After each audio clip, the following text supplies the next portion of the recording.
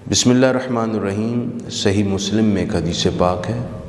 اس حدیث کے مضمون کی مناسبت سے امام مسلم نے پورا باب باندھا ہے۔ حضرت ابو ذر غفاری اس کے راوی ہیں۔ نبی اکرم صلی اللہ علیہ وآلہ وسلم نے 3 لوگوں پر اللہ کے شدید غیظ و غضب کا بیان اس حدیث میں کیا ہے۔ قیامت کے دن 3 لوگ ہوں گے جن پر اللہ بہت سخت ناراض ہوگا۔ حدیث کے الفاظ سماعت کیجئے۔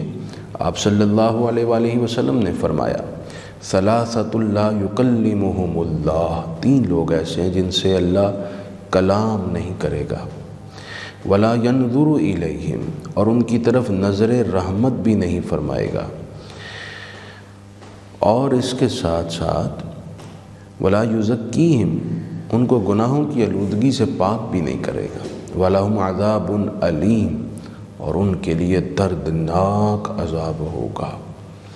حضرت ابو ذر غفاری کہتے ہیں کہ میں نے یہ سنا تو میں نے عرض کی، یا رسول اللہ، وہ بدقسمت لوگ کون ہیں جن پر اللہ تعالیٰ اس قدر شدید ناراض ہوگا؟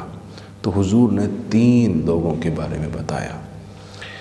ہمیں اب غور کرنا ہے کہ کہیں ان میں سے کوئی نشانی کا شکار ہم تو نہیں۔ اگر ہیں تو اللہ کے حضور توبہ کریں اور کل قیامت کی بڑی شرمندگی سے بچ سکیں۔ حضور نے فرمایا، المسبل، وہ آدمی جو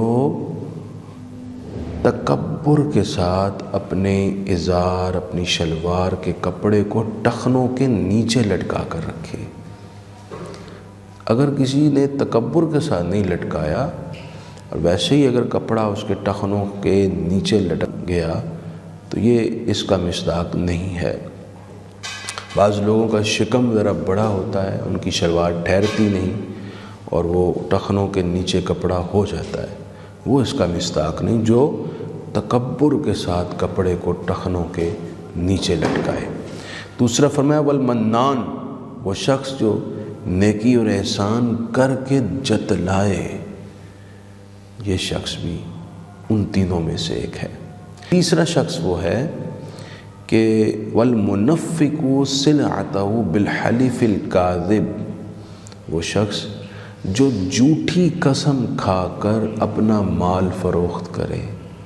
عمومی طور پر تاجر ایسے ہی ہیں جو قسم اٹھا کر کہتے ہیں کہ ہمیں تو اتنے کا پڑا ہے اور آپ کہہ رہے ہیں کہ ہم رعایت کر دیں، وغیرہ وغیرہ، بہت سارے انداز ہیں قسمیں کھانے کے، تو وہ بھی اسی میں شامل ہے۔